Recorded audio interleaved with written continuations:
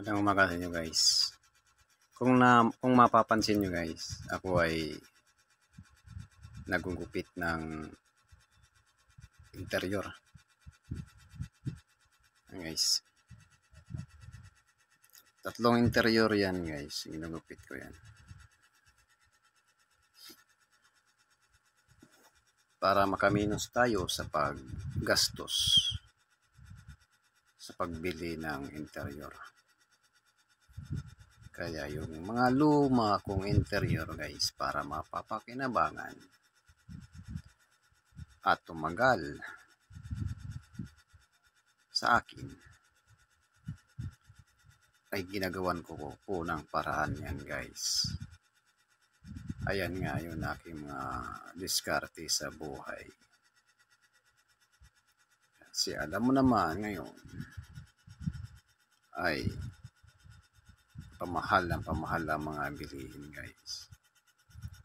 Kaya yung mga gamit na lagi mo naman na araw-araw mong gagamitin ay dapat ay magawan mo rin ng paraan na ito'y tumagal sa iyong piling. Parang ano lang yan guys, parang nag-aalaga ka lang din ng isang relasyon. Para magtagal yung iyong relasyon, kailangan mo rin na diskartean mo rin, dumiskarte ka rin para tumagal ang inyong pagsasama.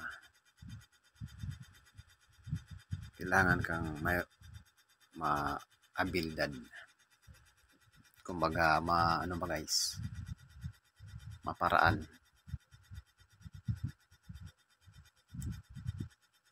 Ayan na guys, kinabit na yung una pa yan naman siguro guys, una kong kuhan yan. Yan na una. Tapos guys, yan yung pangalawa. Yan, pinaglumaan kong interior guys, ayan, pinatong ko pa sa pangalawa. Pero nag-iisip na ako guys sa gulong, kung anong gagawin kong paraan sa gulong. Yung hindi na mabutas mo guys. Para gusto kong balutin ng plate, aluminum plate guys. Yan aking sunod na plano dyan.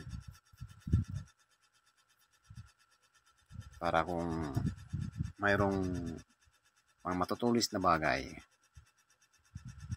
hindi ito madaling mabutas. Kasi siyempre plate na nga ang nasa ibabaw ng interior. Ang guys, sunod yan ay plate na, aluminum plate. Ang gusto kong ilagay dyan sa ibabaw. Yan sunod kong gagawin. Yan guys, gamit ko pa rin yan hanggang ngayon.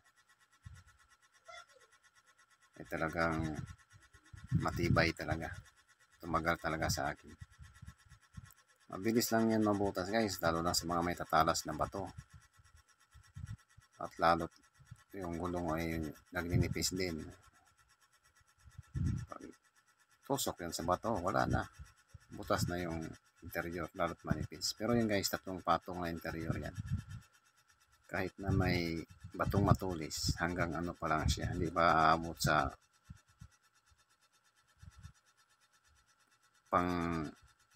pangatlong interior.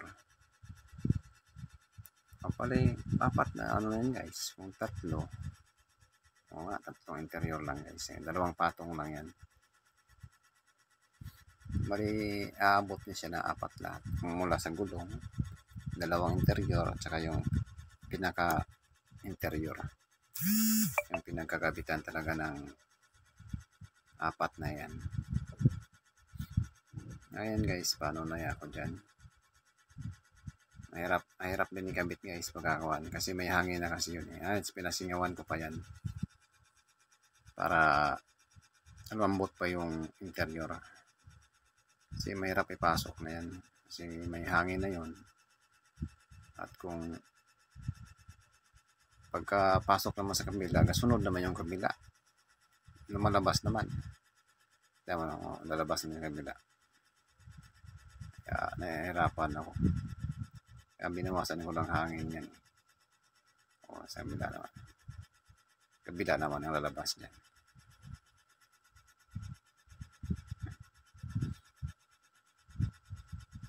Talagang puwersa ko na, ginamitan ko talaga ng puwersa para makuha guys, pumasok na yan at matapos yung aking invention. Invention ko talaga yan guys. Mga teknik ko rin ba paano ko tumagal yung isang bagay sa aking pangalaga.